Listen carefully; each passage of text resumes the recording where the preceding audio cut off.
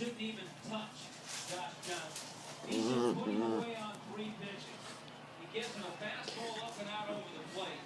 He hits what should be a single. It's skipped by Giancarlo, all hitting on that grass. And that triple is sending JJ out of this game. Josh Johnson pops up a 5-0 lead in the 3rd inning. The Padres lead it 6-5. What is the rest?